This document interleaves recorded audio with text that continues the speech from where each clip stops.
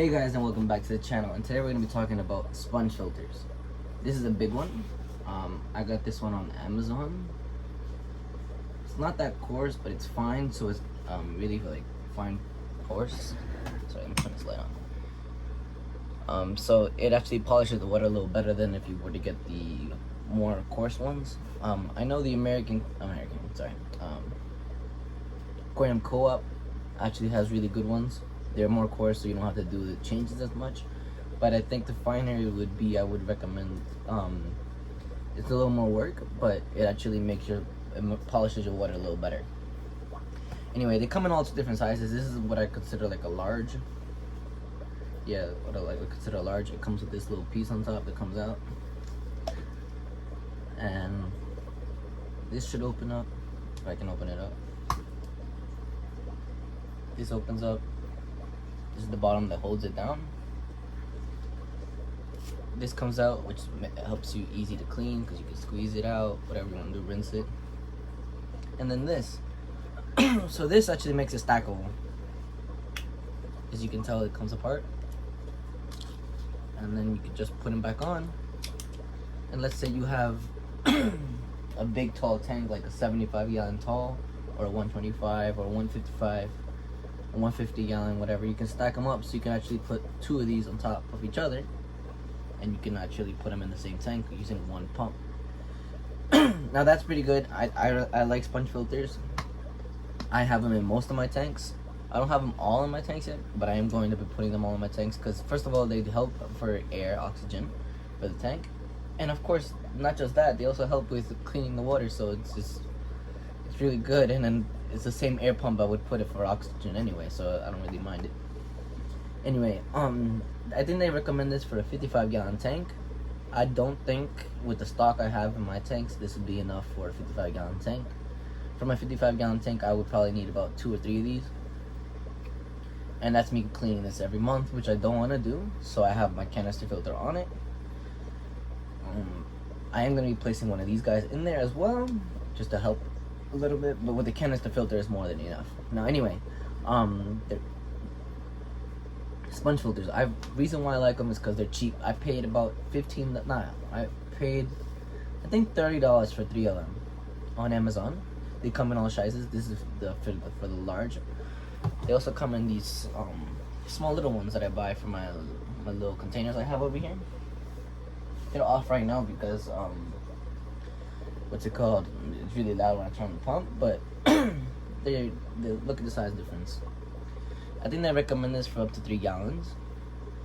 This is they recommend for up to 55 gallons. They're built the same exact way. You can open the bottom. As you can tell, you can stack them if you wanted to. Take this out, clean it.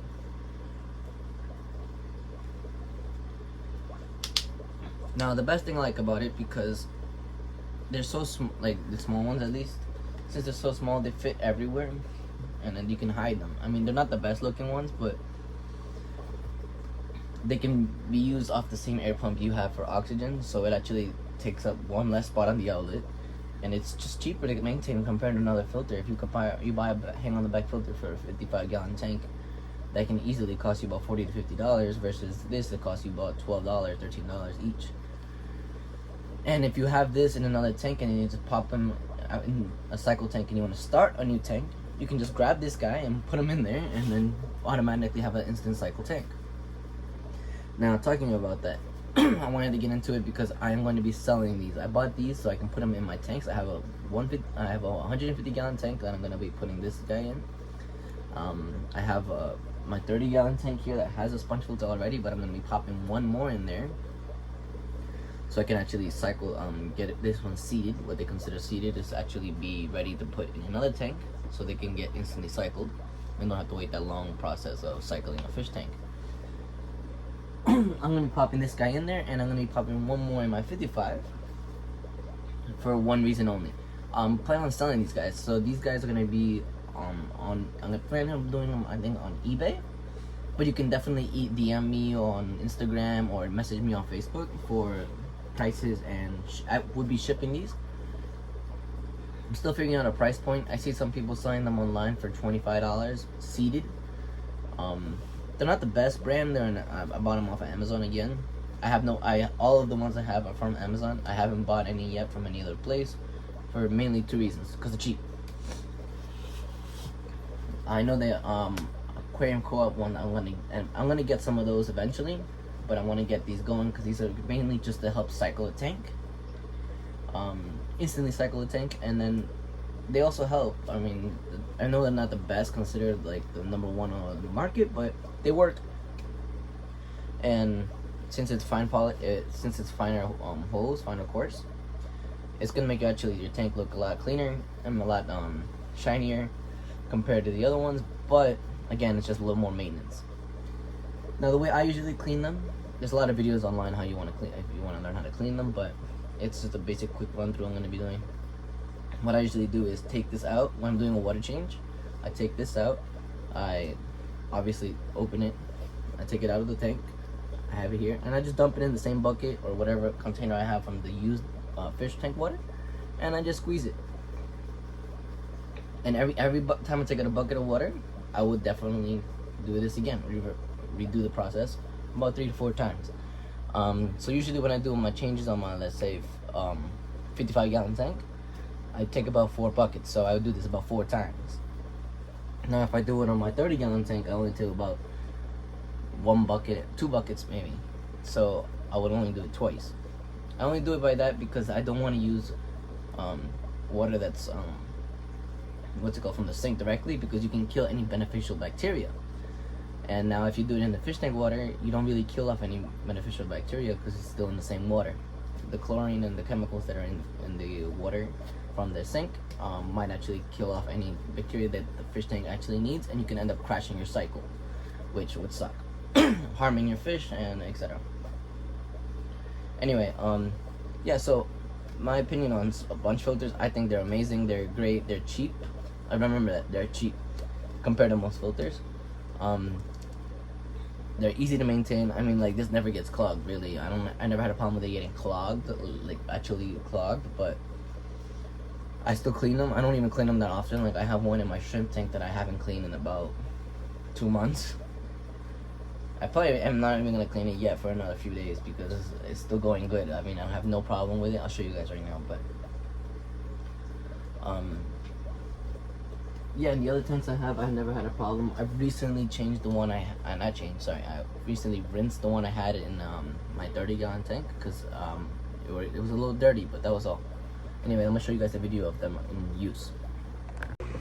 So if you can see here, it's actually pretty dirty. I haven't cleaned this in a couple of days because I rarely do any water changes in here because this is a shrimp tank. The water is not actually yellow. I have a yellow background and I have driftwood, so it would make it look a little yellow, I'm not gonna lie. But I also have them in my other tanks. Again, it's off right now, but I have them in this tank, I have it in this tank. Let me see if I can show you guys. This is so you see here, this actually helps with the aeration because of the movement going into the water. It creates little bubbles, helping movement and creating oxygen for the fish. As you can tell here, it's really simple. You just plug it into an air line you have, and you can hear it actually. And then you just pop them in, and that's it. I have the bigger one in here. This is not the same one that I'm going to be selling online. I plan on getting these eventually. These are the dual ones. I don't know if I like these better or not. I think they're a little more pricey. I don't even remember, to be honest, but I just think the other one cleans a little better. But this one, at least you can hang it on the wall, you know, out of the way. That one you have to set down somewhere. But I think it's a little harder to hide unless you have tall plants versus the other one where you can actually hide in a cave or something like that. Now, I don't have them in all my tanks. I only have that one in here. I plan on putting another one in here where my shrimp are.